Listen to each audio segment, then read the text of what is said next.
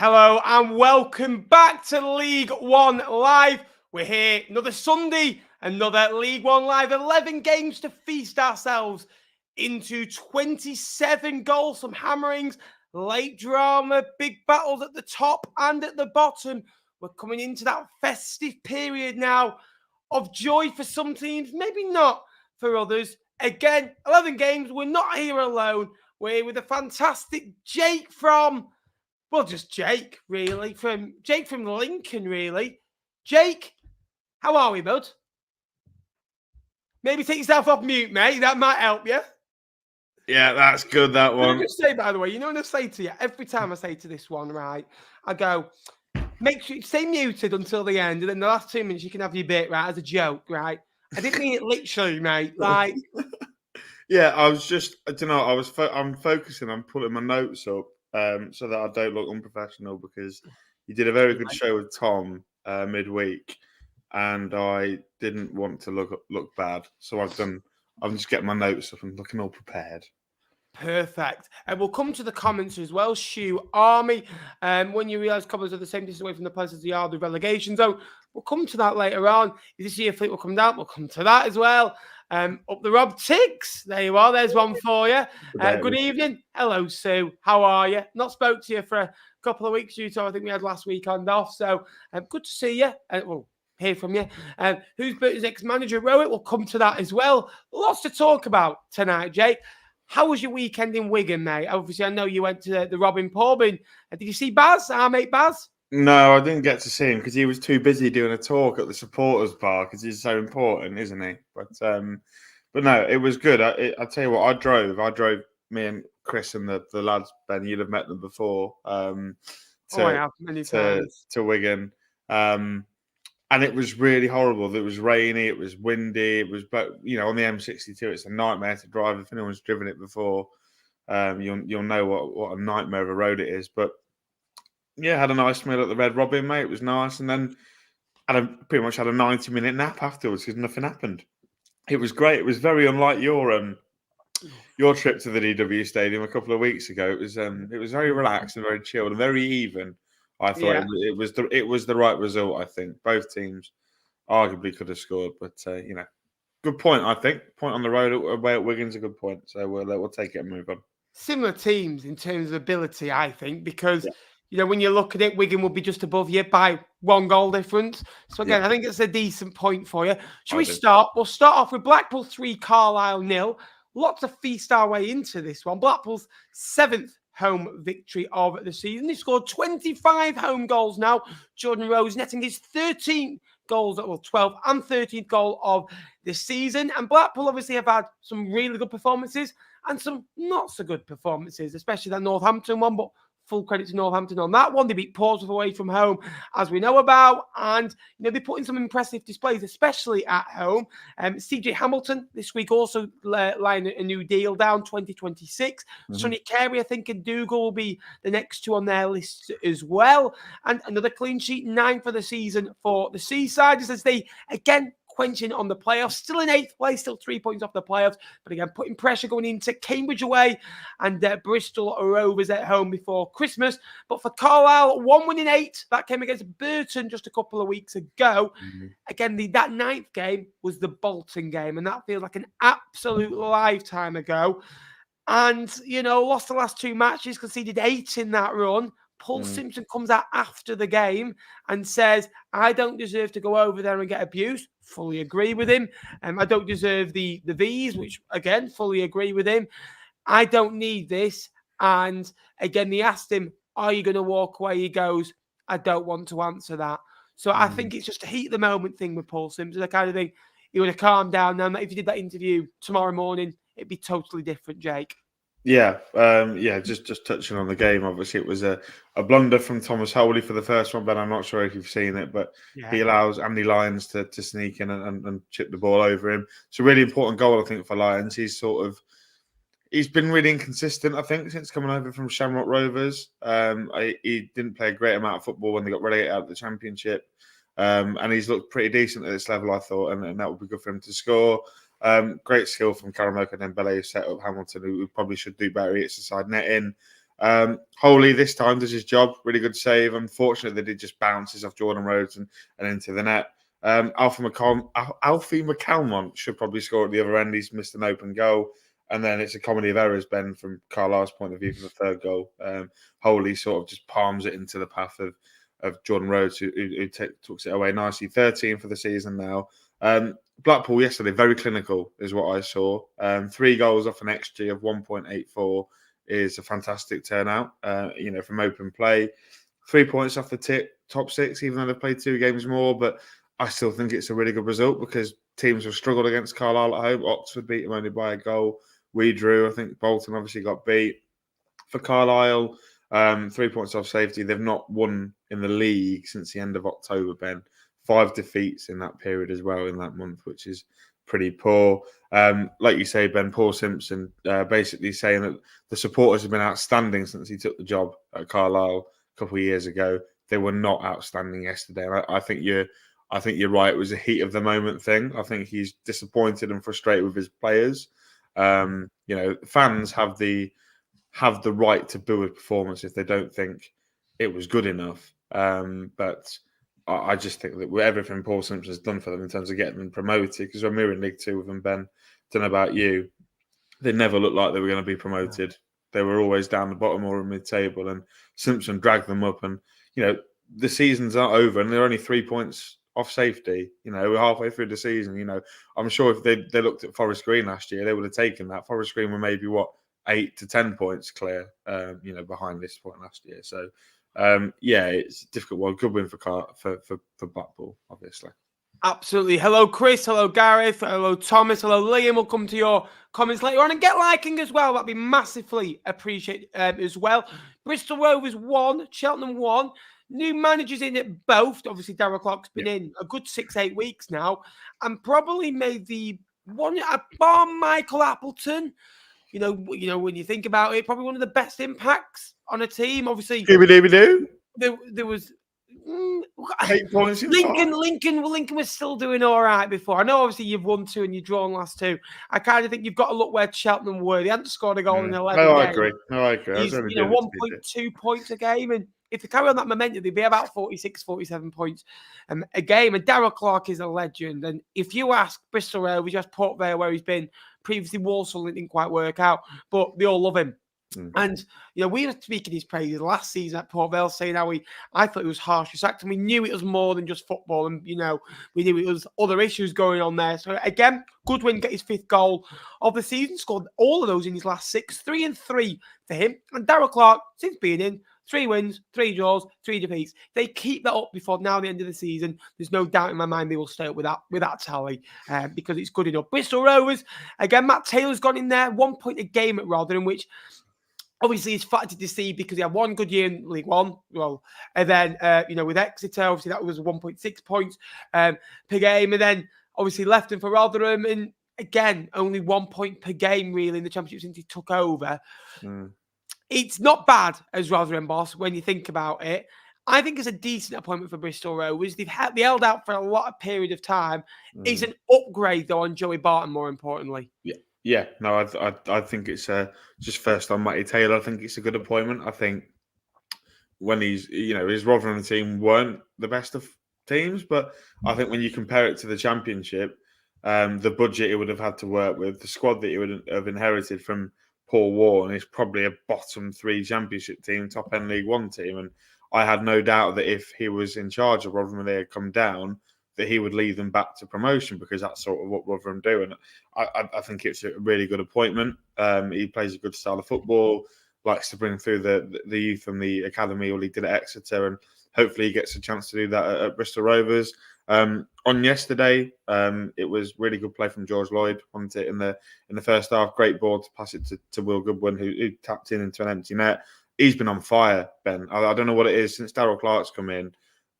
He had a good spell with Torquay last year, I think. And he's come into League One, didn't hit the ground running, and has come in and done well, like you said, in the last couple of games. For me, the Bristol Rovers goal, Ben, I don't know if you've seen it, but I think there's a foul on the Cheltenham defender. Look, it's really good feet from Harvey Vale, and it's a really good ball in. But I think Luke Thomas has fouled the Cheltenham defender and prevents him from getting the ball. And for me, it's a free kick. But from there on in, Jack Hunt reacts really quickly and slots it in. I sort of read the tweets of Dan Hargreaves, who's obviously the Bristol Rovers reporter for Bristol Live, said the first half Bristol Rovers were absolutely turds. They weren't great at all, didn't create anything. And they need to make them Emma Fortress, Ben. They've not won there since the 28th of October, 2-1 win over Northampton that day. That's a long time to go without a home win, considering they want to be in the top 6 this year.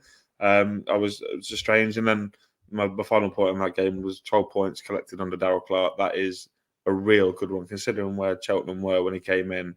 He's done a phenomenal job, and I think already is up there for manager of the season. So, really interesting game, and one that I got bang on. I got this one bang on, so happy with that. Well done. Burton against Stevenage. Now, again, Stevenage do a Stevenage, don't they? Unbeaten in 8. Hemmings gets the goal. Big goal, Reedy slots home from the penalty spot. 17 in all competitions. And I don't just see, like Steve Evans is his video is kind of the picture of Stevenage's Twitter, right? As soon as I see Stevenage just scored, I just see that little grin, those teeth coming out, the cheeks going up, absolutely blaring, Matthew Farley coming out, and the excitement like a little puppy that hasn't been left out of his cage for the last kind of 2 weeks. But it's so good to see this Stevenage side, and they've had a lot thrown at them, Jake. Now, at that run they went on where they kind of didn't win for a few weeks, did they? They got hammered away at Blackpool. There were some tough periods in there where they were drawing 0-0, and it was a bit flat. I know they do 0-0 to Portsmouth, which is a great result, don't get me wrong. But they've got through a lot of big moments. And, you were having a chat with Matt Farley about kind of teams fade away, your Exeters, your Port Vales. That's not really happened with them. And, Stevenage are better than those two. They've got a better budget and better players. But it's hard work, it's determination, and they just set up better than the opposition. The way they can play different formations, they're so flexible. And the one thing I like about them, they know each other's roles. If Hemmings loses the ball, Forsakaski, Neil, Thompson can slip in. If, Pijani's out of position, Van Kooten, Sweeney can mop up, Butler can come back. And it's just a real togetherness. And Steve Evans has brought that. On Stevenage, we're going to come to Burton in a minute. Yeah, Stevenage, and I actually enlisted the help of Farley to help me summarise this game, actually, because I know what you'd given to me. See what he does, boys. This is what he can't do it on his own. He has to get help. You gave me. I mean, if you go listen to T-Lot, Ben gave me a couple of stinkers this week. He dealt me the short straw.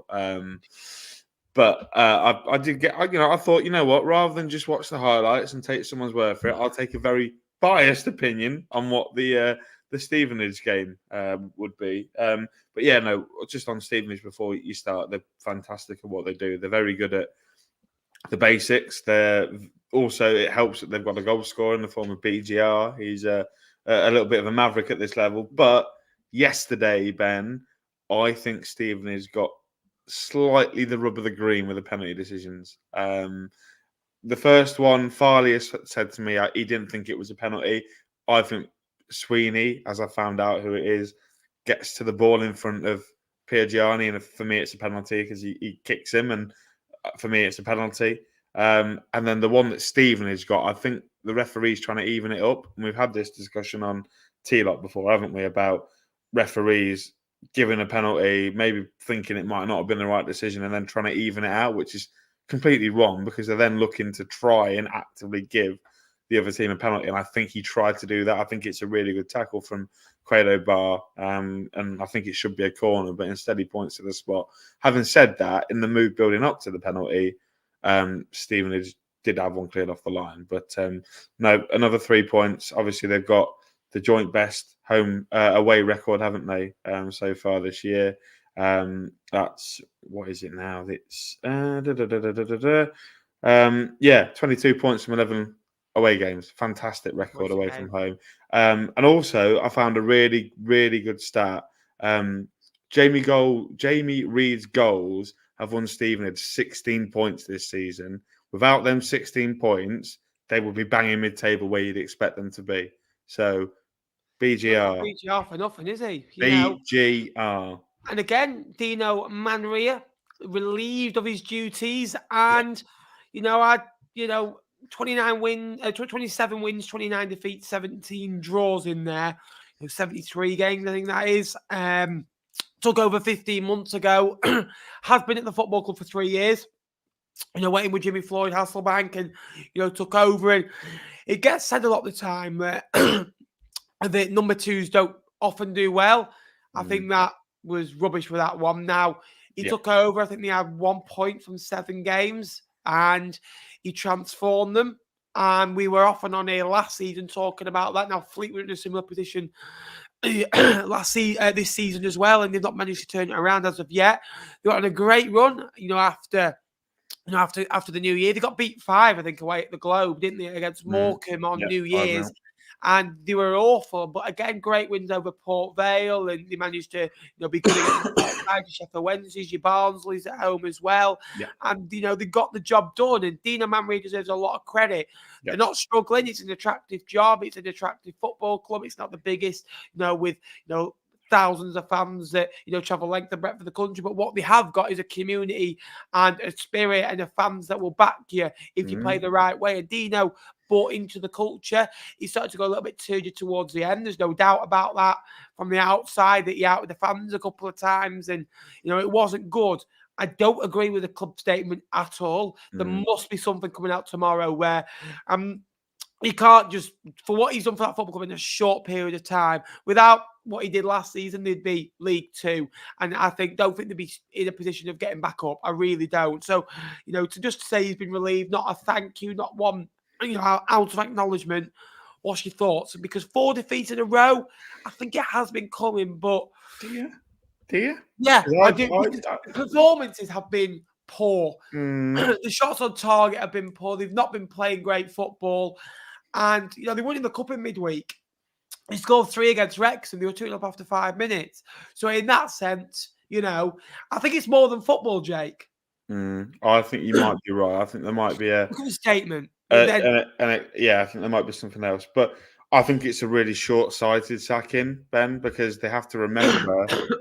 First of all, they have to remember that Burton Albion, they're one of the smallest clubs in this league. The fact that they are comfortably above the bottom 4, have no danger of going down, regardless. If Dino is in charge for the rest of the season, Ben, do you think Burton would go down? I don't. No, 100% no. They'd be between 53 and 63 points. I think Burton need to look at where they are. Secondly, I think it's short-sighted because, they've had a bad run, admittedly. They've played 6, drawn 1, lost 5, right? But you have to take them back. You have to take it back to the run before that, where they won 4 out of 5 in the league, including a win here that lost Mark Kennedy his job. So I think Dino knew how to get a song out of these Burton players. I do. It's an appealing job. I agree. It's like I said, one of the smaller clubs in the league, really well run. They've got a loyal fan base that follow them up and down the country. You've also, Ben, what you didn't factor in, the facilities that they use as well. They use St George's Park, which is obviously the home where England train. So, any coach will is automatically going into work into world-class facilities, which is a massive indicator. Now, I've had a look at the bookies. Dean Brennan is the favourite currently, the Barnet manager. He's at Burton already, isn't he? Like his old assistant. Yeah, I think he'd be a good appointment. His Barnet side, apart from the last couple of weeks, have been very good going forward. They create a lot of XG, and they have a couple of good strikers. They've got, I don't know if you remember Idris Kanu who was at Peterborough. He's our star man. He's doing really well. And Cabango, who was at Pompey as well. I don't want to hear that name. Yeah, does that give you a few shivers down the spine? But we've got one. Ooh. Yeah, I think there's also there's a McGrath. I think it's Jamie McGrath. I know there's a Burton fan in here that's managing Mikolova. I seem to think there's quite a bit of an emotional connection between him and Burton. I'm not too sure whether he would take the job or if he's good enough. But really interesting. I know me and Tom especially have shoehorned the Cowleys in for every job in League One this summer, bet this year. This isn't one I'm going to put the Cowleys up for this year, which means they'll probably get it.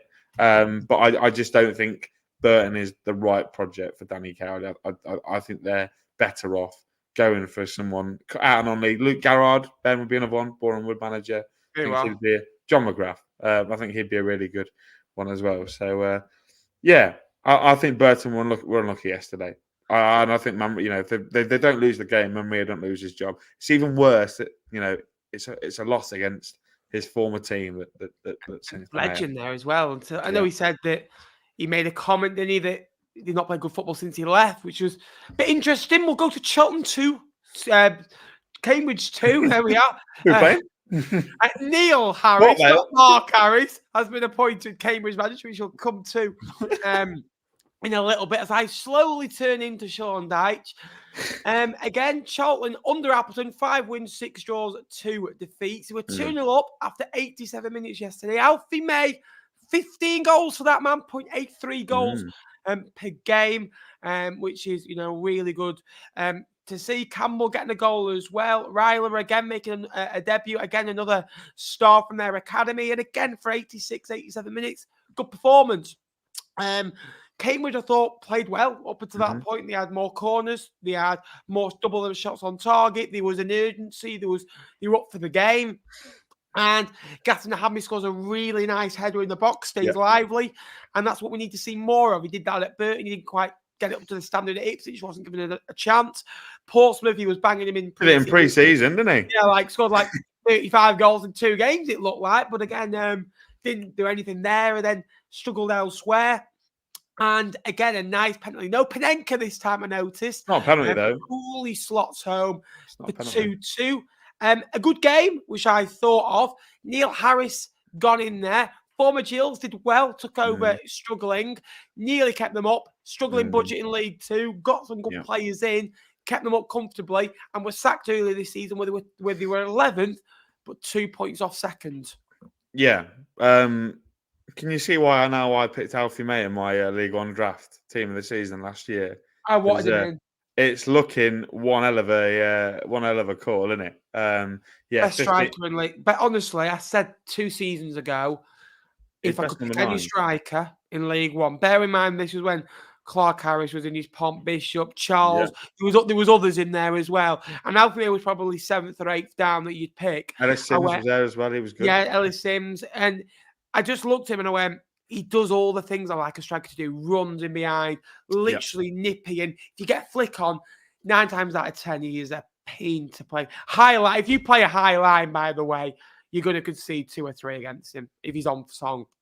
Well, yeah. We conceded 1 against him, but he was all right that night. But yeah, he reacted really well to a loose ball in the Cambridge area. It's a really good finish under the goalkeeper. Chem Campbell scoring a good header as well from a really nice move down the left-hand side. Another Cora Blackett-Taylor assist. They seem to be coming pretty regularly now. I think it's a really interesting debate. Ghassan Ahadme, who I gave as Performer of the Week on T-Lop. Good header for the first one. Now, the penalty, Ben. It's not a penalty, is it? It's outside the box.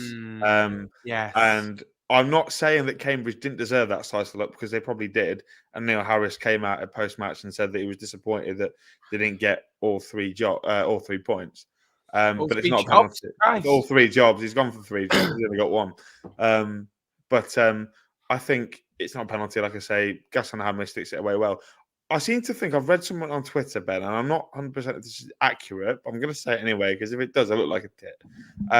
I'm pretty sure 3 out of the 4 jobs that Neil Harris has had in professional football, the first game of those jobs was started with a 2-2 draw at the Vale.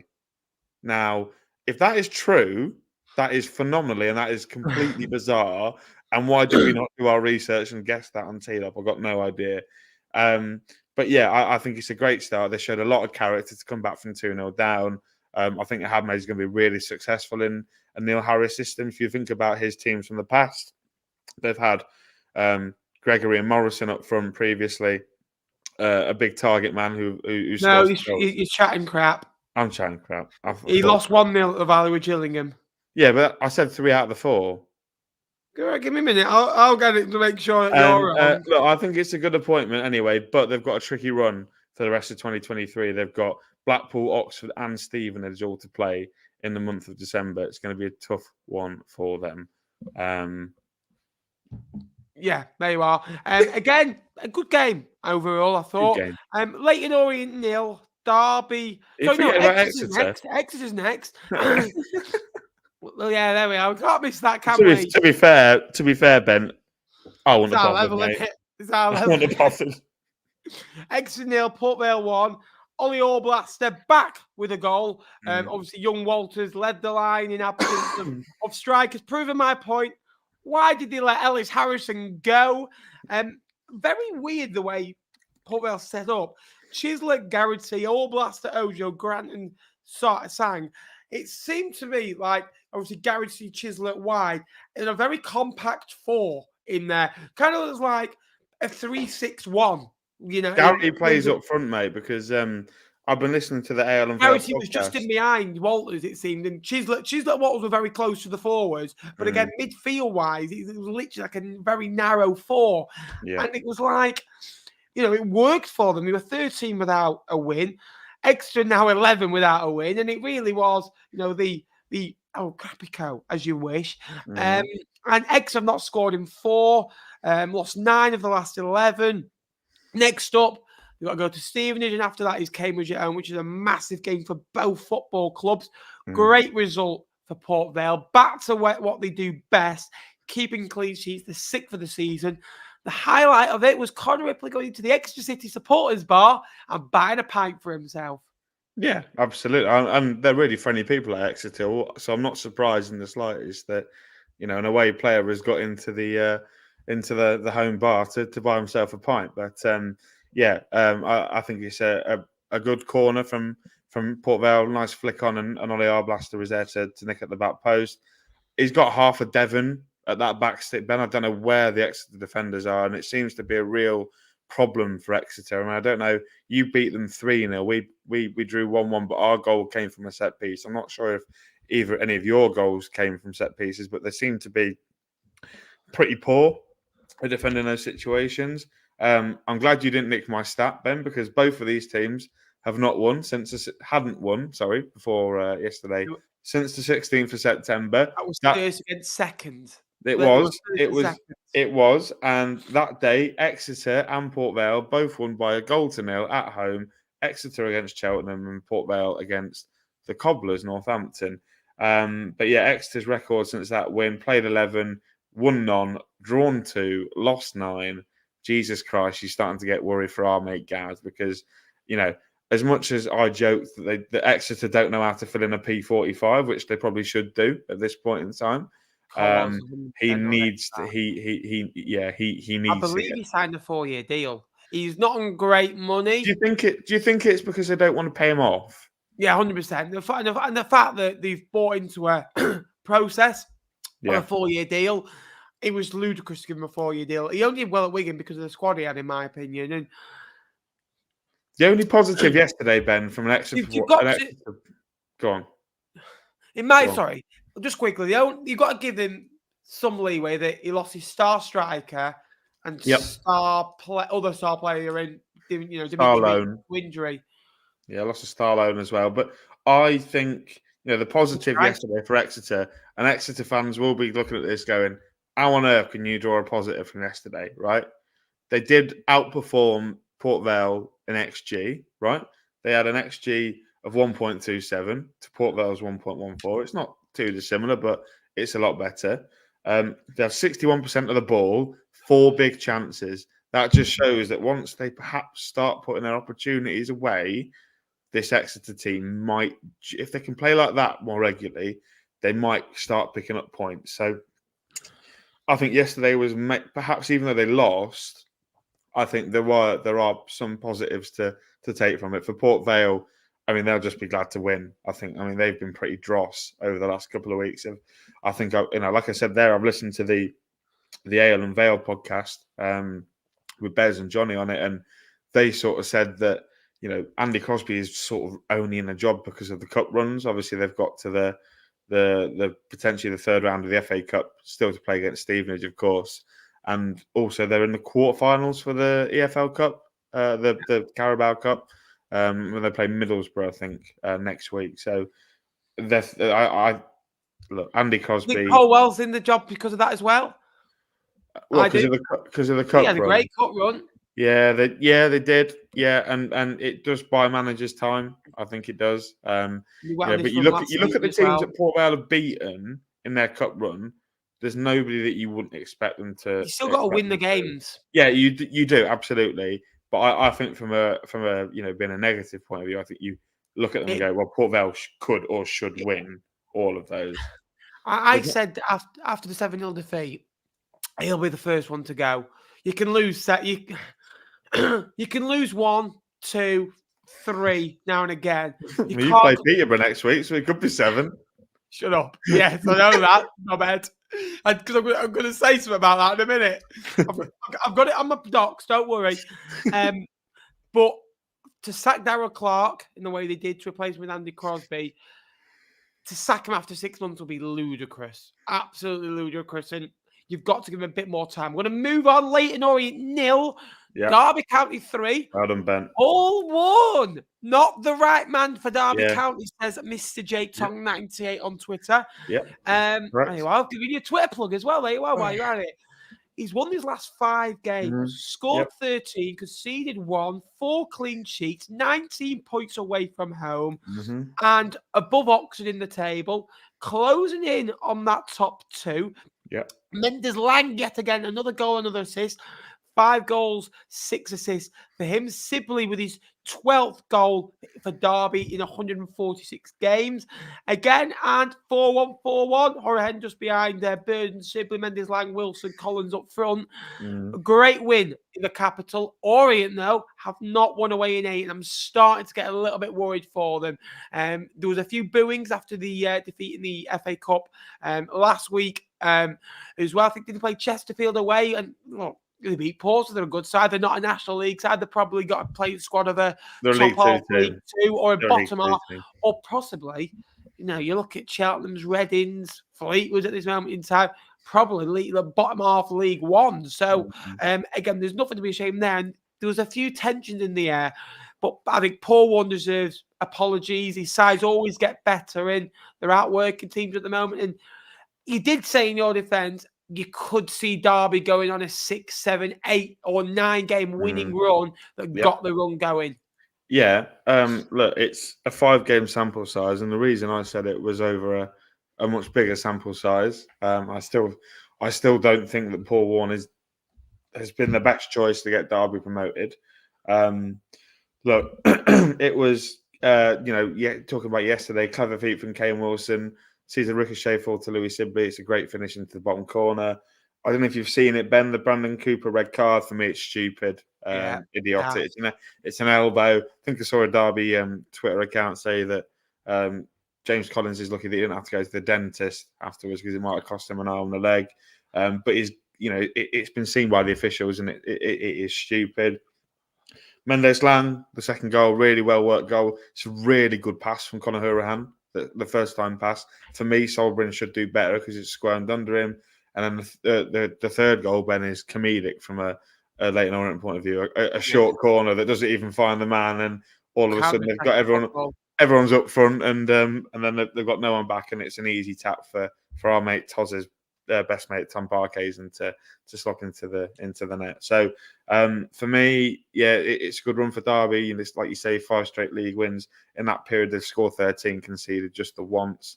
Up to 5th in the table. Hey, yeah, they've gone under the radar a bit, isn't it? They have, yeah. And I wrote this earlier that they're up to 5th, but 3 points off the automatics. And yes, Bolton have played a game less. But Bolton could lose tomorrow. We have no idea. Orient not won at home since the 2-1 win against Reading in October. I'm starting to worry about Orient's home form because last year Orient at home were phenomenal. This year Orient are struggling. And I've put as a little side note, is Wellens under pressure? Yeah. I don't think he probably is, but I think he's got enough credit in the bank. And I think, well, the reason that leads me to believe Wellens might be under pressure is the things that he's saying in the press. He's saying 100%. That he wants more money. And we've seen this at Swindon before. We've seen this at Salford where perhaps results aren't going the way that he wants them to go. And at Doncaster as well. And he wants the board to go into the purse strings and keep plugging and buying. And apart from that, I do worry for Richie Wellens. Is that Jay? You've literally just said exactly what I want to say. You're talking sense. Right. I tell you what, boys, it's taken 2.5 years to get a little bit of sense out. No, bang on the money there. No winning 8 is fine because he's still playing an attractive style of football. Yeah. It's the way he called out the fans for me, and it's like if you don't agree with his opinion, then his opinion's right. He'll overbear you, and it's like he's a very Barton-esque, and I like him as a guy. He's a great manager. You know what he's done for Swindon, what he's done for Orient, he's brilliant. But sometimes it's very much. You love him when you're winning, but when you're losing, it's like, it's so frustrating because it's like he's right all the time, very righteous. And a bit like Appleton in that sort of sense. Yeah, very stubborn. And it's like, I'll always remember, I think it was Gab Sutton. Gab Sutton did his League 2 Team of the Year last year. And I think he put 2 Leyton Orient players in. Now, Leyton Orient were champions and they were phenomenal, but they weren't a champions in terms of they had players scoring 35 goals, 30 goals, standing out, you know, but they had lots of players, 10 goals, 8 assists, they had players doing the jobs well. And he put flair players in and he kind of went, this player's better than this player, this player's better than this player, this player's better than this player. And that's kind of, when you're winning, you kind of laugh it off. But welcome to it. Welcome to the 120 people in the stream. If you could like, that'd be massively appreciated. I'll just give a shout out to the Derby fans that booked that Airbnb outside of Brisbane Road. Did you see this? Yeah. They couldn't get tickets in the away end. Yeah, start the bounce. I thought it was brilliant. I thought if you can't get tickets, you'll never struggle with this because you never sell out an away end in your life. Even Blackpool, 5 minutes up the road, you won't sell out for. But when you're faced with not seeing your team and you're worried because it's a ground tick, just get an Airbnb that views onto the pitch. Fantastic, and the bouncing was brilliant up the. Go on, Derby. Yeah. Thank you for everyone that's joining. Please like, subscribe. Down below we're on the road to 12,500 subscribers now. What a beautiful sight that is! Is he in pajamas? Woody. What? It's only 8:30. What are you doing in your gym jams, mate? Jesus, he wasn't in them at 8:30 last night. I can tell you that now. Northampton 3, Fleetwood Town 0. Jake, I'll come to you first. Yeah, a disappointing afternoon for Fleetwood, it would seem. Mitch Pinnock has a 2-bedroom flat in Blackpool, worth of space in the penalty area. He's able to control the ball and stop the ball under Jay Lynch. Great ball from Mark Leonard. And you spoke to Danny Brothers this week, who would have been purring at Mark Leonard's performance yesterday. I thought it was brilliant. Clumsy tackle gives Sam Hoskins the opportunity to score his 12th League One goal of the season. He's on his way to becoming the Cobbler's all-time top goal scorer, Ben. And he's only about 40, 50 behind. So hopefully for him, he can get there. But I've also put Mitch Pinnock. It's an absolute thunderbolt into the top corner. And you've heard me say this stat before, Ben, because I said it on T-Lock. That's 16 goals in your last 5 games. That's pretty poor. You've also, the last 7 games that you've played have all been to 0, but the winning team have scored 3 or more. Now, you've been the winning team on 2 of those occasions, being Exeter and Leicester under 21s in the Bristol Moat, whatever it's bloody called.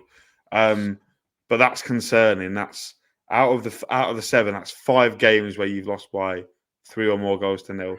Lee Johnson is a streaky manager. We knew this. We knew this before he came into Fleetwood. He came in, had a bit of an impact, got you boys playing a little bit. You picked up some results. The win away at Reading comes to mind. I'm not sure if he was in charge for the game at Cheltenham. Was Lee Johnson? Yeah, that performance as well is another good one on the road. But he can have these runs, where he just goes and capitulates. Now, I think Fleetwood massively need January. Now, obviously, we're privy to information. Don't worry, I won't say anything. There's going to be a big squad upheaving at Fleetwood in January. We're led to believe. I think you need 5 or 6 Lee Johnson players in this team this season before the middle of January if you've got a chance.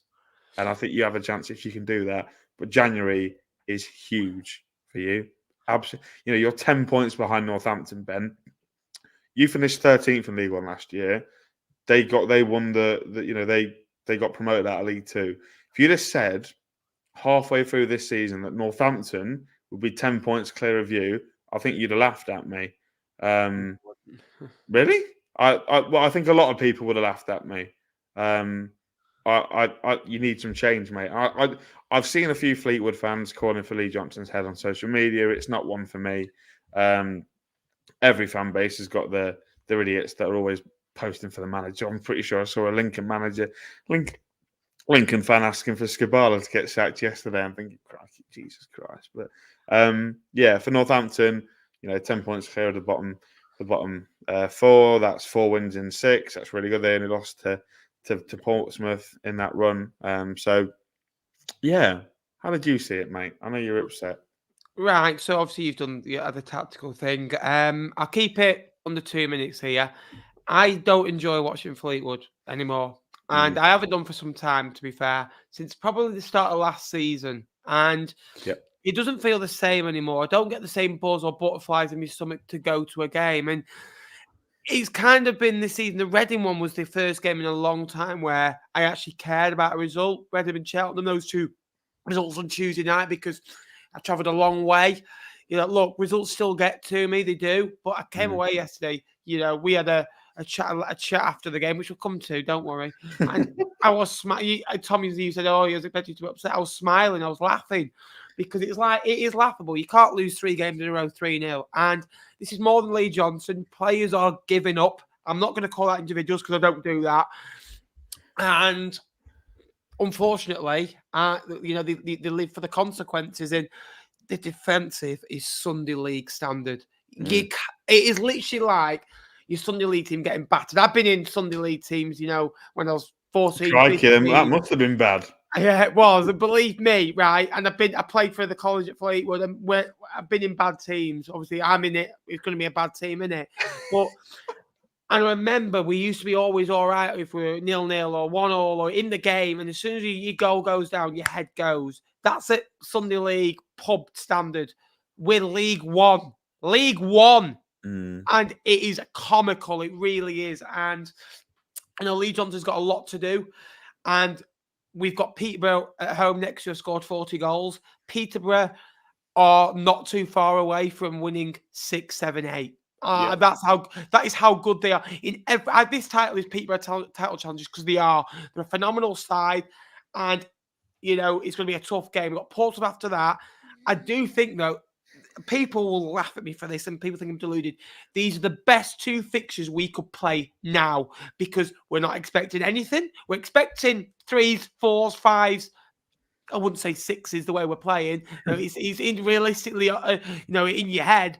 And Portsmouth away, you're expecting to get... If you come away 2-0, 2-0 or 2-0, 1-0, you kind of think, we've done all right, though. I don't care about winning. I just want a battling performance where we're still in the game at 85 minutes, 9 minutes, even at half time we're still in the game. So I'm getting myself angry again. So I'm trying to stay cool. I'm trying to act like I don't care because I do. And it's in my blood. So, lost 3, awful. So, I've travelled 1,100 miles to concede 13 and score no goals. Can't believe it. Love football. Peace out, everyone. Thanks for watching. Peterborough United 3, Oxford 0. What a result. This Peterborough side keep getting better. 11 wins, 5 draws, 4 defeats. 1 defeat and 14 won, 8 drawn, 5. Scored 40 goals this season, conceded 20 in their 20 matches. Wins away at Blackpool, wins at home to Oxford and Cambridge. We scored 4 away at Bloomfield Road, 2-0 against Cambridge, 2-0 against Oxford. Win the game against Derby. They won away at Reading, won away at Barnsley. This side, started off phenomenally well, won the first 3, then went on a poor run. Since that poor run where they lost 3 in a row, you look at it, it's phenomenal the way they've turned around. And Darren Ferguson deserves humongous credit. And every player, I've got to start about Cipriano, 4th goal of the season. Collins, again, has been excellent. Joe Randall started the season slowly. He's phenomenal. Mason Clark, 7 goals, 4 assists. Poku, 7 goals, 6 assists. Jones has got 3 goals, 2 assists in his last 4.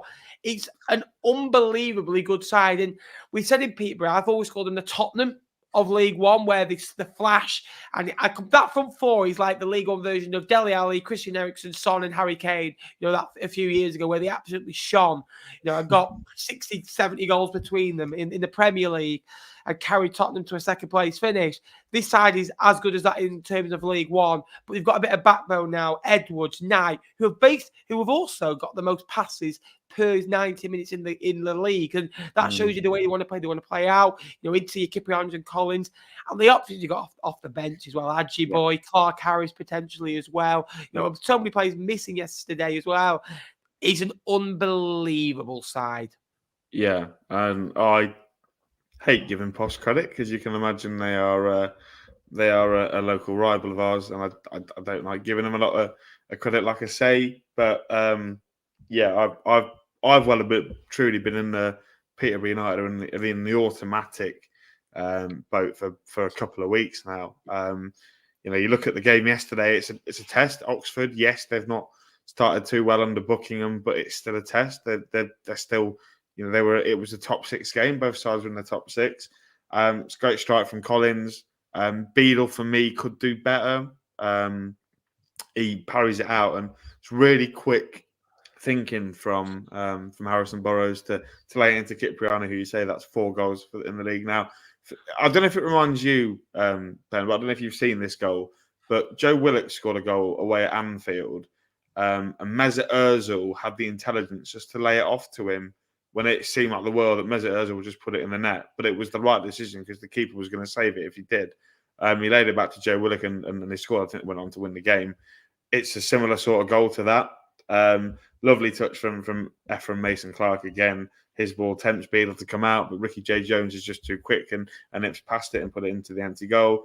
And then Adji Boy, like you said, scored a worldie against us a couple of months ago. He finds a ball into Ryan de Havilland, who is a really talented young player that we've not really spoke about this season because he's not really been able to get in. But when he has come in, he's popped up with a goal, which is really important. Posh unbeaten. That's Posh are unbeaten at home since the 4-2 loss to Derby. They've also got 3 home wins in this week with Doncaster, Arsenal, and then Oxford as well. You spoke about the assists there for Peterborough. They've got 3 players for the assists in the top 10: Poku, Burrows, and Mason Clark. As for we'll continue talking about Peterborough, but at the start of the season, I mentioned this on T-Lock, there was a lot of financial worries about them with the new American Canadian investors. I think they were looking to have to balance the books. Look, I think Ronnie Edwards will leave in January, but the best thing Peterborough can do is get him to come back for the rest of the season, because if they take Ronnie Edwards out of this side, they're in trouble. He is, I wouldn't quite put him in the Regan Poole, Rico Santos debate, but he's very close. He's very close to that. And I said this also on T-Lock, Ben. How many England under-21 international outfield players do we see at this level? We've seen goalkeepers. We've seen Trafford, Rushworth, and Tickle now at Wigan, all goalkeepers. I don't think I've seen an under-21 outfield player play in this league, and there's a reason for that, because they're extremely talented and playing all for the big Premier League clubs. So I think Ronnie Edwards will go. I think that will cause them issues. Clark Harris will go. It won't cause them so many issues. No, but the lads that they've got in, the lad from Chelsea and the lad from, I want to say that he came from Swindon. Wakeland. I've not seen an improvement from them as of yet, but Ricky J. Jones has been around the team for years now. Since he was 17, he's now coming in to an age where he can impact the first team at regular basis. There are lots of reasons to be positive if you're a Posh fan. I say that through gritted teeth. For Oxford, obviously, 1 point in 9 for Des. Not the best start. It was always going to. It was always going to be a tricky adjustment period, I think. But next 4, Reading, Burton, Northampton, Cambridge, you'd expect them to be picking up at least 9 points from that, and that should theoretically see them move up the table. They love a win or a loss away. 6 wins, 4 defeats away from home this season, and they are a good side, Oxford. They'll bounce back. They've got enough. They play Bolton and Peterborough, 2 of the most informed teams. Peterborough, by the way, one last start, have only failed to score in 1 game this season. Jake, can you guess which game it was? Who's that? Peterborough. They failed to score in one game. He lost 1-0 They away. did. Rivals. Oh, they lost to Northampton. Correct. Well done. Again, so they scored in every game. I think 14 goals a game since. Reading Barnsley now. Reading 1, Barnsley 3. Barnsley had to come from behind. 21 points away from home. 6 wins, 3 draws, 1 defeat. For Reading, started well. Harvey Nibbs with the goal. Protest galore as well. Positives for Reading, they've scored in the last 7 games, 5 points adrift now. They would only be 1 without the deductions. They scored 23 goals, conceded 33. They've got the second worst defence in the league, but slow positives. They beat Carlisle 5-1 recently as well. Yeah. Like you say, there were positives yesterday from Reading. Obviously, they got in front. For me, though, Barnsley, it's poor from the free kick. Reading win the first and the second contact.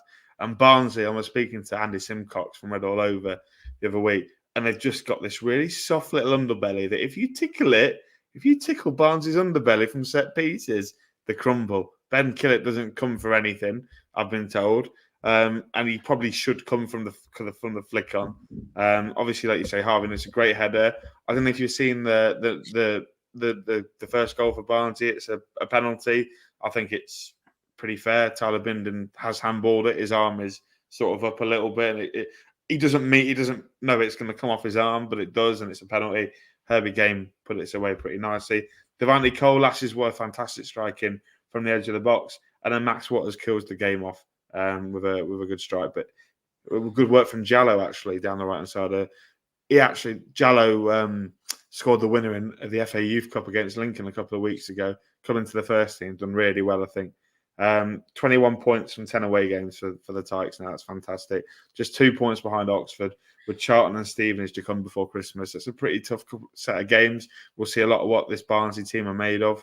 But yeah, Reading, for me, are very good and then very bad. You know, like you mentioned, the 5-1 win against Carlisle, the 2-1 win away at Wycombe, but also can be awful, like the 3-2 defeat at Shrewsbury. They're just 2 up, 2 down, and that's why they're where they are. So, I mean, I'll give you a really good scout report on Reading next week when they beat us at Central Bank. So there you are. Phenomenal. Jake, have you gone? Am I? I'm gone. I went for a minute. Can you hear me? Can you see me? Yes, I can hear you. You were saying that I had gone. I was thinking. I went. Fleetwood have tipped me over edge. We'll come to some of these comments in a bit. Just quickly now, Wigan Lincoln, Jake, 0-0. Don't bother. Wigan had a goal disallowed. Wigan unbeaten 5, Lincoln unbeaten 4, 3 clean sheets and 4 for you. 2 teams that be identical on points. Good point overall, but again, you're still lacking that edge. And you're like Fleetwood in a few ways that you can't wait for January, because I kind of think you're waiting opportunities to get points. If January was a month earlier, you might be able to get a few more points. Tyler Walker also a big blow ruled out to the end of the season as well. Yeah, big blow, Tyler, because he was weeks and days perhaps from coming back. But yeah, I think any point on the road in Sky Bet League One's a good point. I disagree. I think it was a foul. But, you know, the most important person's opinion was the referee, and he gave the foul straight away. So he must have thought it was a free kick. But for me, I thought we probably had the better of it. I think we created more chances than Wigan. Jensen's not made a save in the 90 minutes. He spilt one, fair enough. But, I think TJ Omer should score. Adam Jackson's had one well saved from Sam Tickle. It's a clean sheet on the road. Like you say, that's three consecutive clean sheets on the road for Lincoln. That's pretty good. Look, we've got some tough games coming up. We've got Reading on Saturday, Derby before Christmas, away from home, Bolton at home, and Northampton followed by Blackpool. It's a pretty nasty run coming up for Lincoln. But, you know, if we can, you know, like you say, wait till January, get some strikers in. There's a lad from Leeds. We're meant to be getting a lad called Joseph. He's really promising from Leeds. Jack Moylan's going to come in from January as well, from Shelbourne. So, look, I'm excited for January. I think we need a couple of players just to freshen it up a little bit. You know, give some of the big lads a bit of cover, so that if we want to take Hamilton off. I'll take Erhan or Mandroy off. That the quality gap isn't so big. But yeah, it's a good point for me. Good point away at Wigan. We did better than you. We didn't concede 3 goals at Wigan, so it's good. Wycombe 0, Shrewsbury 1. Yep. Shrewsbury do what Fleetwood, Exeter, Port Vale, Orient, Burton can't do at this moment in time. They win games, and they're 11th. They scored 13 goals. Now, that says everything you need to know. They don't have many shots on target per game, and the way they beat Reading, last-minute ditch, beat them yesterday with 1 shot on target. They're not playing great football. They're not creating opportunities. Is it sustainable, as Wardy said before? I'm not sure. I think I agree with him. There's always a first, and Shrewsbury again got the job done. And Jordan Shipley's come back into the side, and they've been better since he came back in. And they're a good team, overall. When you look at the squad numbers, it reminds me very much of Brown-esque last season, where performances are awful, but you can't moan at the results because they're 11th, and Shrewsbury should be where they are in terms of results. Look, it'd be nice if we could score more goals and, play a bit better brand of football, but they've improved of that. They scored 3 against Reading, the Orient games, they've scored 2 against Port Vale. So they have started to score more, and they started to win games. It's just against Blackpool, when it's bad, it's bad, but when it's good, it's not great, but they win the game. Yeah, it's a great strike from Taylor Perry, isn't it? It's second goal of the season. Also scored a great goal away at Cambridge to rescue a point as well. It's an absolute worldie. Shrewsbury, 6 shots, an XG from open play of 0.33. Ben, compare that to Wycombe, 16 shots in the game, an XG of 1.59 from open play. I'm pretty frustrated if I'm a Wycombe fan after watching that game. Like you say, Shrewsbury, 13 league goals this season, they're 11th. That's 0.6 goals a game, Ben. Any ideas how many goals you score a season if you continue at 0.6 goals a game? Any idea? 20.6 times 10, that's 6, 12, 24, 27, 27.6. 27, round it up to 28. 28 goals, that's pretty good arithmetic. Good at maths. You are very good at maths, but that's 4 unbeaten in all comps for Shrewsbury. Now, it could be the start of a good run. For Matty Taylor, he'll be hoping that it certainly is. Wycombe, not winning the league since the 4-1 win against Fleetwood in October. 4 straight league defeats now, out of the FA Cup to Morecambe. The last win at Adams Park came at the end of September, a 2-0 win over Carlisle United. Are we getting worried from Matt Bloomfield? I know... Not winning 8. No, but we said on... on T-Lop that if he didn't have this long-serving connection to the club as a player, would Matt Bloomfield still be in a job? You've seen managers on similar runs be sacked. Would he, and you've got to bear in mind, since he's come in, the back end of last year, they had a chance at the top 6, completely blew it. This year, they've been poor. I think they've been poor. They had that one run where they took 20 points from 10 games. Yeah. And that's about it. They're on 22 points. Yeah. Tells you everything. And they lost the first 2, didn't they? 3-0 for Lincoln. And I think they won in that time. I think they won 6, drew 2, lost 4 still. And they were still conceding a few. I know the fans probably won't want it to happen. And I don't think it will happen.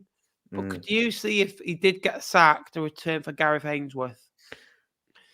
Because I do think that maybe the owners want a different style, but do you want a different style and losing games of football? It's like Shrewsbury. If you want a different style of football, win less. Fleetwood are playing a different style of football now. We never lost, fair to Brown, we never lost 3 or 4 because of the way we were. We lost more games. Johnson's got a better points per game record in the league than Brown had. But under Brown, we only lost by more than 1 goal 3 times during his tenure. It was always 2. That was Bolton away, Wycombe away, Portsmouth at home, and come on, they're all by 2. He never lost by 3 goals or more. Fleetwood has done 6, 7 times since he's gone. Does the style of football, it matters overall, right? When you're mid-table, you moan about it, but when you're at the bottom, right, all of a sudden you think, shit, we need results. And Wycombe, they've got a good team there, but if you're not performing, Fleetwood got a good team on paper, have they? Because they're not winning games of football. Wycombe are 15th now. We were talking about them as potentially being an outsider for the playoffs. 14 points off the playoffs, I think they are. For me, I they always say don't go back to to an ex-manager. I think Gareth Ainsworth is completely the opposite to what the Wycombe board want to do. They want to be a progressive club where they buy young players and sell them on for money. Under Gareth Ainsworth, you're not going to do that. And I just think if they appoint Gareth Ainsworth now, you're ripping up essentially the last 12 months. I don't think Wycombe will want to do that. The Cooies will not want to do that. So good ownership there, to be fair. For me, Wycombe will not be near the top 6 this year. They have to keep trying to progress. They have to keep trying to implement this style to make sure that their players know how to play this style. Because clearly at the moment they're having 1 or 2 issues. But slightly concerned for Matty Bloomfield. Big game tomorrow, mate. Obviously, I know we're in kind of we'll still go for another 10, 15 minutes because we've got the table to discuss. But a big game tomorrow, we can't avoid it. Portsmouth, Bolton, first, second in the league, both on good runs. Portsmouth, obviously, I know they lost to Blackpool, but still on an unbelievable run there. Bolton, winning games of football for fun, and not conceding in since that Wycombe game where they won 4-2. I think was that the 24th of October, 25th of October, something like that. It's going to be a great game. I don't think there'll be many goals in it. I think it'll be tight. I think it could be separated by 1, potentially 2. And it's going to be a thriller. And the Porter fans should be excited. 18 months ago, we were talking about the atmosphere decreased at Fratton Park, and it was a soft touch. You could go there and get a result much easier. Not anymore. It's back where it was. If not better, and they're still behind the team at 1-0 down, 2-0 down, and credit to them. I think they've been that 12th man and got Portsmouth so many points this season. We've talked about last-minute goals. Portsmouth fans have sucked the ball in the back of the net. But Bolton are a different animal. They're strong. They're determined. They know the job. They defend from the front, and Portsmouth like to play out through the wing-backs and get crosses into the box. And Bolton are well organised. It's either going to be an absolute cork of a game or 2 teams cancelling each other out. I think it could be the latter. Yeah, and I know we joked about Wardy in his pajamas earlier, but he has made a very good video, actually, Ben. I don't know if you've seen it as of yet. The preview that he's done, having a right tactical delve into this fixture tomorrow is really interesting. I think the main talking points really are... Portsmouth fan, that boy, isn't he? Portsmouth videos in 3 days. I know. It's better than that other one from Portsmouth, isn't he? 4-0 written all over it. Tom's converted. Come on, I think the biggest selection problem for Mousinho is if Morel comes back into the team. For me, I think he does. In these games, you want aggression in midfield, especially when Bolton are likely to be lining up with Josh Sheehan, also with George Thomason, who is a pretty aggressive midfielder. I think Morel needs to come back in. Yes, they've done really well in the last couple of weeks without him, with Alex Robertson deeper, but I think Morel has to come in. I think if you push Alex Robertson 10 yards further up the pitch, in the form that he's in, I think he'll create anyway. But having said that, Pompey will cause them problems. Bolton will cause issues for Pompey. You've got Dion Charles and Victor Adebayeho at the moment at the top, a really good little and large pair. You've got Paris Magoma in midfield, who's been a real threat. And then you've also got the likes of Josh Cogley on one side, causing threats as a really dynamic fullback. So it's going to be really interesting. I think it's going to be, like you said, 2 good teams cancel each other out. I think both teams will have spells in the game. I wouldn't be surprised if Pompey started really well because of the backing of the Fratton end, and then slowly Bolton got into it, and then half-time comes and Pompey start because of the half-time interval, and Bolton end stronger. For me, I don't know if you want the score prediction, Ben, but 1 apiece. I think 2 good sides. I think it'll be a really good game. 1-0. You think 1-0 Portsmouth because you're not going back on your prediction because I got it here. But you did that to catch me out, didn't you, son? Eh?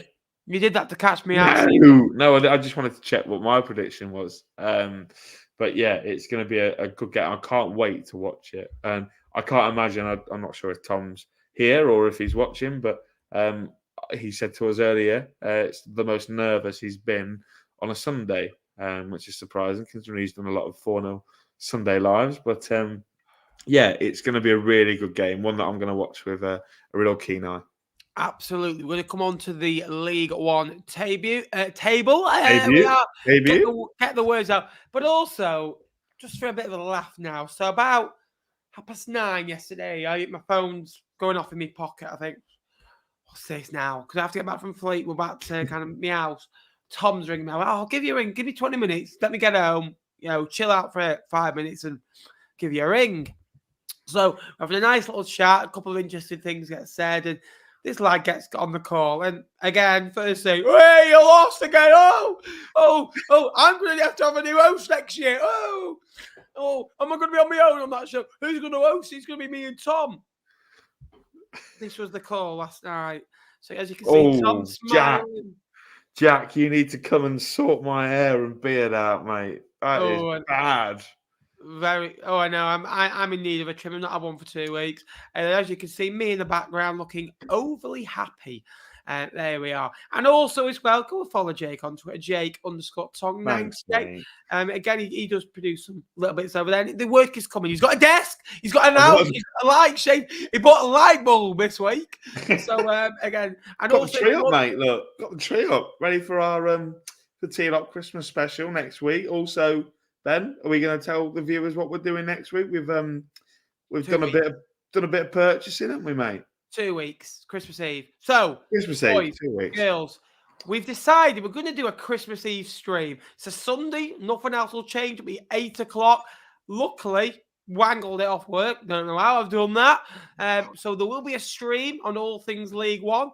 But also there'll be a Christmas quiz involved as well. So everyone can get involved in that. But we've also done a bit of a non-secret Santa. We've done a few gifts for each other that we're going to open on stream as well. So I was going to get you yours and show you, but that'd be ridiculous.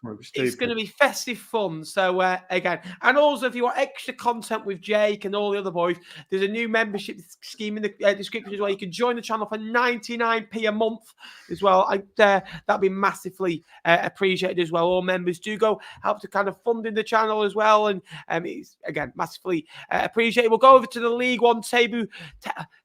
Table. Started off with Cheltenham at bottom. A good little run for Cheltenham. I've seen them rise to 3 points off 21st and 5 off the drop zone. Wasn't too long ago that they were 11 points adrift. Reading 2 wins in 2 was halted yesterday afternoon. Carlisle, poor run. Only won 3 games in the whole of the division. Fleetwood just in front. 34 goals conceded. Exeter, Burton, Cambridge, Port Vale and Orient and Wycombe all on bad runs. League One is taking shape from Wycombe downwards. You can see Wycombe in a poor vein of form, or in a vein of form. Probably the best two of those batch. Port Vale are the next batch. Cambridge again quite strong as well. And then you've got Burton, Exeter who are struggling. And again, that bottom 4. What do you see as, Jake? You're going to ask me who's going to go down before the window is shut. You God dang. Cheltenham get out of it for me. I'm starting to think they're the only team in the bottom 4 that might get out of it, unless I see. Which one's that? Cheltenham. Yeah. Unless I see rapid improvement from the other three, I think that could be. And I know that makes you upset, Nappers, but I'm not bothered. I think. You've got to say Exeter are going to drop into it because, it's coming. They've not, like I said, that's a horrific run they're on. We don't know if Burton's going to go up. Burton's going to go down. Cambridge, I think, will be fine because of, the new manager bounce. I think they'll be fine. Can I just add in, Fleetwood's 4 wins this season have come against 16th place Leyton Orient, have come against 20th place Exeter, 23rd place Reading, and 24th place Cheltenham. And I never realised until I looked at that table. Crikey. You're not. Is that how many? You've won 4. That's bad. Yes, we've won 4 games, right? Yes, we know it. We lose every week. It's always by. Yes, we know it. I'll be rogue, Ben. Lee Johnson, another one of Lee Johnson's famous. We're going to be rogue today. I'll be rogue. I think Bristol Rovers will drop. And I think Leyton Orient will drop as well. I think Wigan will rise. Yeah. One Wycombe more. Wycombe will be about where they are, but Bristol Rovers for me, from under Matty Tate, I think it's going to be a real transition for them. I think they've almost not written off the top 6, but I think they'll do well to get in the top 6 from here without a striker. I think that's probably about all the movement in the bottom half. We'll go top half time. Come on, top half time. Yeah, I'm not saying that for a bit. Northampton rise to 26 points, 4 wins in 5. Yeah. And it just goes to show you what a 2-week period. If you look at that table 16 days ago, Northampton slowly grows. Again, good. We always say, don't we, on this channel, you win 3 games, you know, Saturday, Tuesday, Saturday, and you're on a great run of form as well.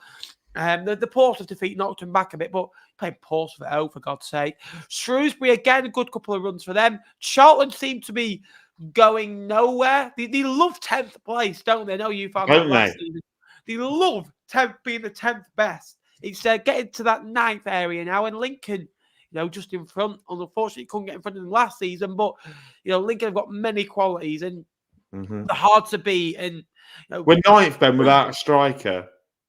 I think the thing is, you're better than last season where you drew, what was it, 14, 13, 14 home games. It's a lot, I know, was in the earlier part of the season, but it's disappointing for you because there'll be some element of proud because you are a good side, but you won't see it like that. You'll be seeing it as, oh, this team can get better. We just need to you get a striker. And you're kind of thinking, this is how far Lincoln have come, that you're disappointed with draws away at Wigan. You know, that you're losing at home losing away at Stevenage by a goal. You're losing, you know, away at Portsmouth, and you're in game, and you're kind of thinking, if we just had 2 or 3 more players, you know, we'd be up there. And Lincoln deserves humongous credit for that as well. And Blackpool just outside and Barnsley just outside before we come on to the top 6. Very congested between kind of that, you know, where you look at it. Not that one. Don't look at that one. Wrong click. Jesus. Between where you look at it, you know, 20 then to 23 points between 40. Then you look, Bristol Rovers 20. No, wrong one again. So 20. Over the nightmare, 25, 26, 27. And then from Lincoln onwards, you've got a bit of a gap. So you're the closest. Yeah, but you've got teams like Charlton have got games in hand, and which, to be fair, they've got to get 4 points on those games in hand. And I don't know who their games in hand are, but, you know, this Charlton team are very inconsistent. I don't think you could see them picking up 4 points in 2 games at this minute in time. I think it's to be honest, I think that there are 3 teams outside the current top 6 that can get in the top 6. Lincoln are one of them. Blackpool are one of them. And no, I don't think Charlton will get top 6. Barnsley, the other one. I think that, and I said this last week, I said the top 10, I think I said last week before, that top 10 is the top 10. They are the top 10 best teams in the league for me this season. I think we're now looking at a top 9. And I think from Derby, maybe Oxford, Barnsley, Blackpool, Lincoln is a mini league, right? Yeah. And I think the top 5. I think Stevenage have done really well, and I think that at this moment in time they are in my top 6. They have to be, along with Peterborough, probably along with Derby, Oxford, Barnsley, Blackpool, Lincoln. It's a 4 little mini league to get that last playoff spot for me. Yeah, I don't know. agree. I don't think we'll get in the top 6, but I think it will be one of those 4. Agree with you. Get some questions down below. We'll stay on for 5 more minutes. There's one about Ethan.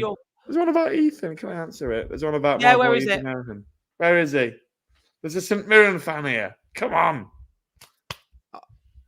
We've robbed you, by the way. 300k for Ethan Errahan. Jesus Christ. My goodness me. Where is it? Keep going up. I'm not used to going up. I'm used to looking down. Yeah, I know you are. Tell you what, I've got a sore neck looking at this table. Anyway, there's a St Mirren fan in here asking how Ethan Errahan's getting on this season. There you are. He is absolutely phenomenal. Do you know what? Do you know what, Graham? We bought him on deadline day, and he played at Accrington 2 days later, and I was in love with him then. And he's fantastic. He's a little bit petulant, but he's only 22. He does do the odd stupid thing. Yesterday, there was a stupid moment where he passed it straight to a Wigan player, and they went in on goal. But I think that's his immaturity. He's a great player, and Ben himself has put him in videos of best under 23 players in the league. I think Ethan Errahan underrated as well. And I think Ethan Aaron is probably in the top 3 under 23 players in this division this season.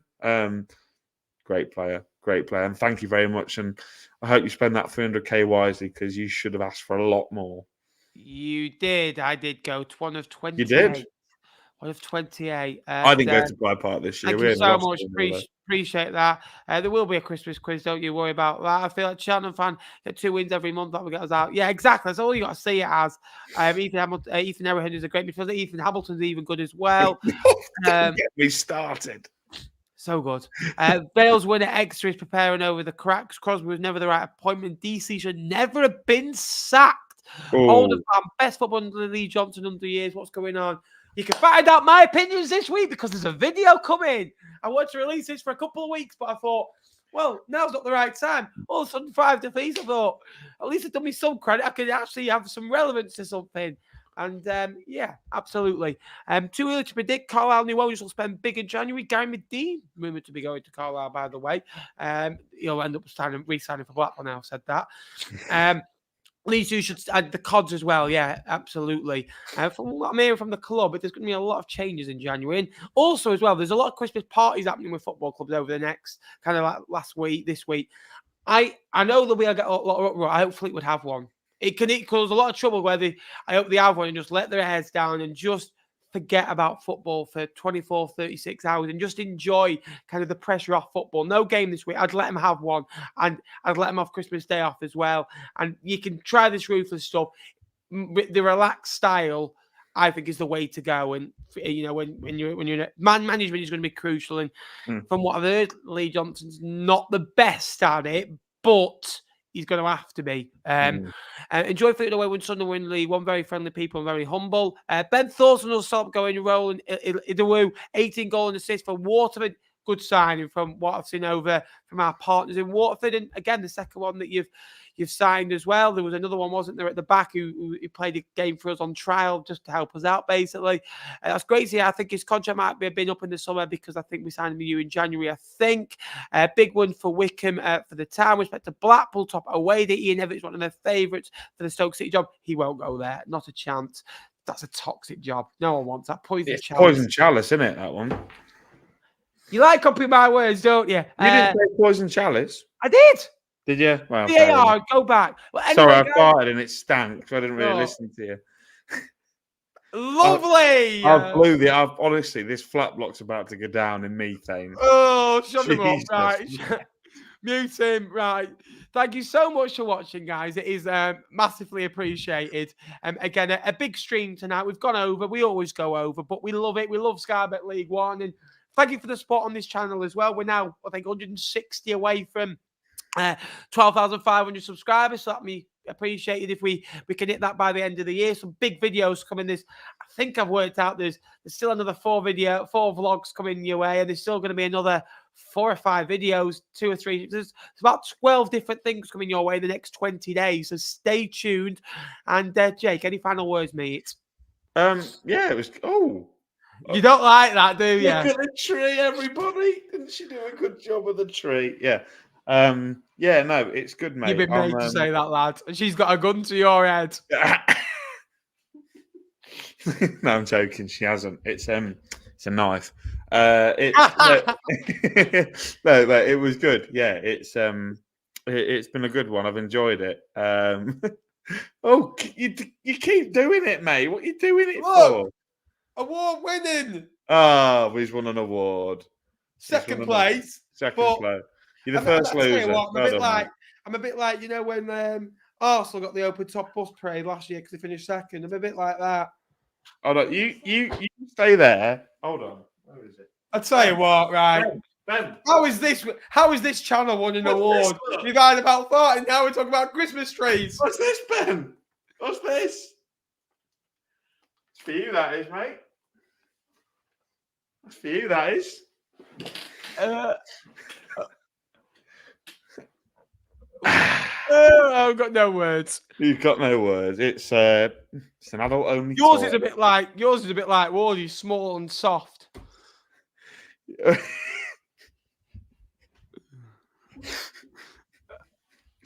don't know what to say.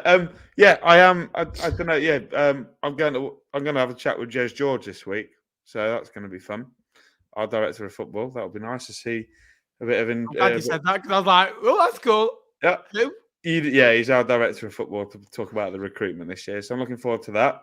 I don't think Lynx is here, but I will be giving him his Christmas present this week. So looking forward to that as well. So again, big over and out. Thank you for staying with me through the good times and the bad times as well. No, that was bad, that one. That was a bad moment. That last 3 minutes has been awful. Yeah. You know something, right? People actually come up to me and go, I tell you what, the football chat's boring. It's the rest that's good. I'm like, thanks. And then I tell you what, someone actually came up to me the other day. He went, I like watching your videos in the evening. And I went, oh, right. And he went, it doesn't half help me, like relax me, get me to sleep. I'm like, someone come up to me and said that at the Oxford game, so that she uses T-Lock to fall asleep. Yeah, thanks. I appreciate that. Just watch Wardy from now on. I'm sure that'll do the job even better. Sleep within 2 minutes. Thank you so much for watching. Please like, please subscribe. It does help more than you all know. A big over and out. Up the Cods, up the Imps, and up the Skybet League One. Up the T-Lock. Go on, T-Lock. T-Lock boys making all the noise. That stinks, by the way.